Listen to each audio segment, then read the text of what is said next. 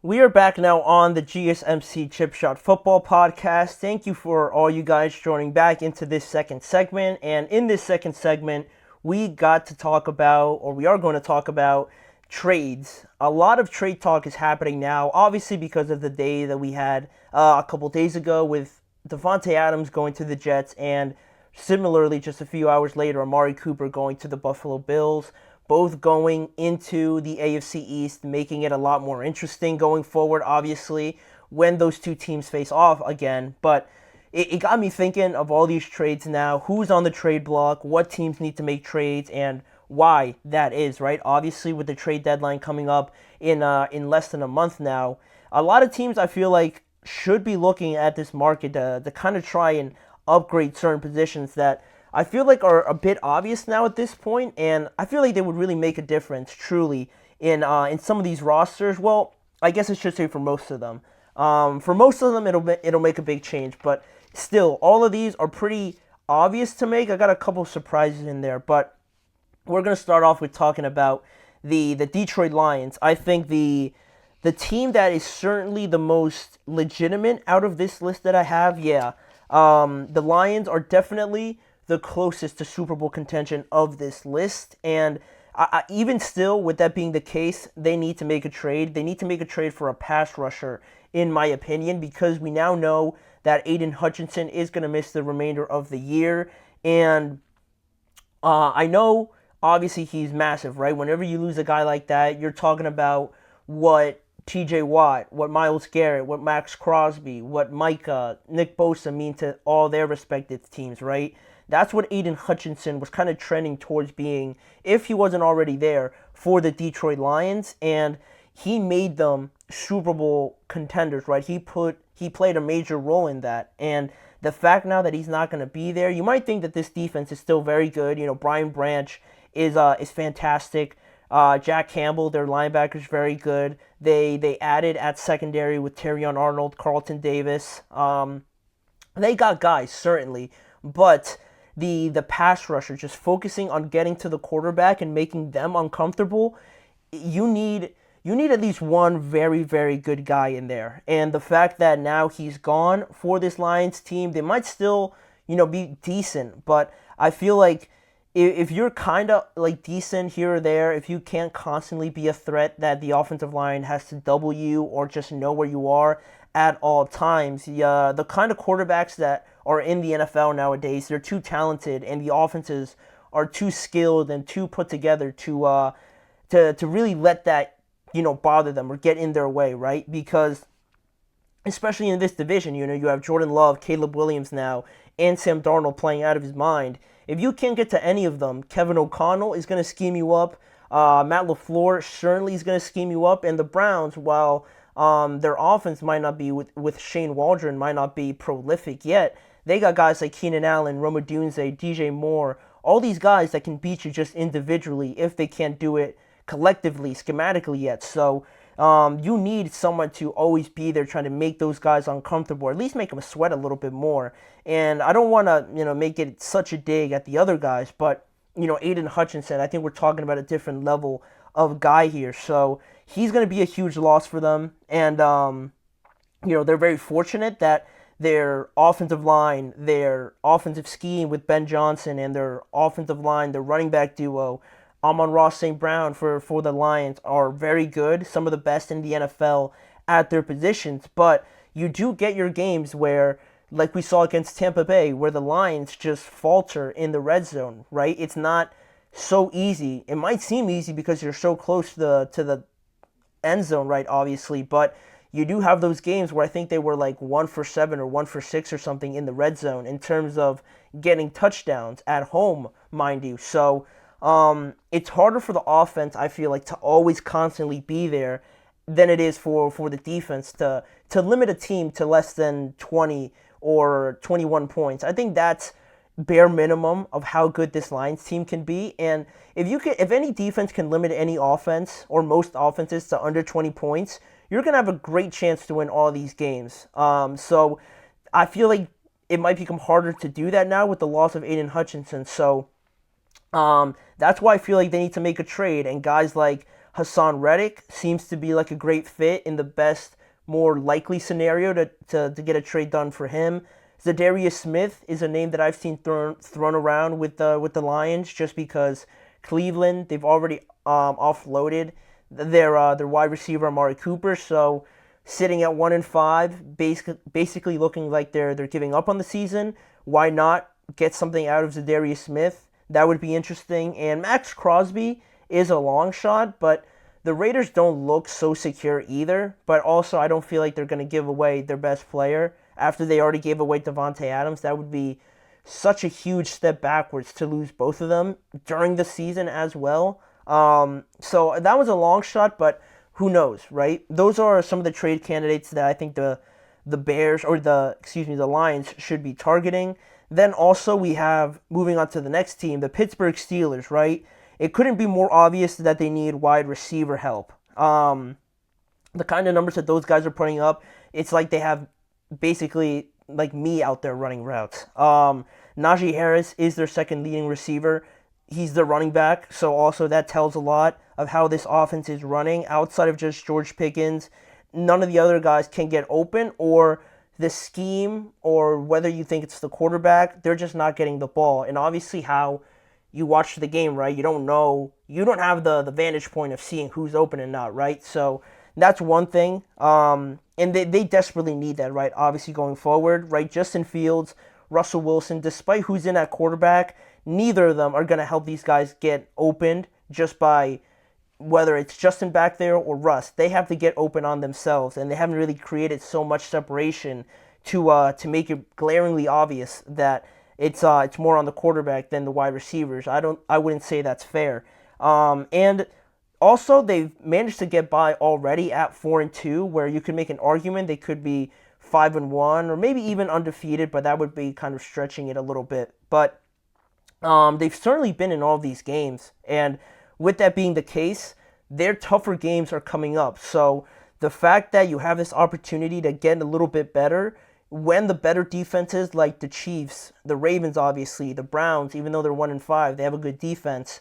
The Commanders are all going to be opponents you see down the line, the Eagles as well. You need to do something now because you can't just try and scrape by and think people are going to take you any more seriously. I feel like that would just be ignorant or naive of them. So the Steelers have to try and make a move. The wide receiver market is pretty vast out there. You know, you have DeAndre Hopkins, seems to be a popular option among a lot of people. Mike Williams, I say DeAndre Hopkins, but Mike Williams seems to be the favorite just because, you know, Devontae's going over there kind of pushing Mike Will out the door. So those two guys seem to be the 1A, 1B in terms of favorites. Also, Deontay Johnson's probably out there, which would be so ironic and just typical for the Steelers to trade back for a guy that they traded away at the beginning of the season, but that would not surprise me at all. And my sort of pipe dream scenario would be that they trade for John Mechie. I just feel like he's very, very good and a very underrated receiver. We haven't really seen it too much yet in terms of regular season games, but he has been dealing with those health issues, right? I don't want to specify which one in case I'm wrong, but he's been dealing with that, causing him to miss his rookie season. Then he came back, and he had a great preseason, but the Texans are just overloaded at that spot. So I feel like John Mechie, if he's given an opportunity, I feel like he would take it and run with it. And I think he should be traded. I feel like he should and be given an opportunity to do more, and he's not getting that in Houston. So that's my ideal scenario, but I feel like it's going to be Mike Will or DeAndre Hopkins potentially for the Steelers. Also, this one's a bit of a surprise in terms of trade because it's not necessarily what this team could use right now like the other two, but the Miami Dolphins trading for Bryce Young, I thought would be so surprising and to a lot of people unlikely, but I would totally understand why this move would make sense because you think of Bryce in Carolina, I think that situation's done. You can't go back with them benching him and having probably another rebuilding season where I wouldn't be surprised if they tear everything down. It wouldn't be a great situation for Bryce anyway if he stayed. So there's that. And obviously Tua is expected to come back this year. So you might be thinking, why would you trade for a quarterback where your original starter is supposed to come back and you're paying him a ton of money?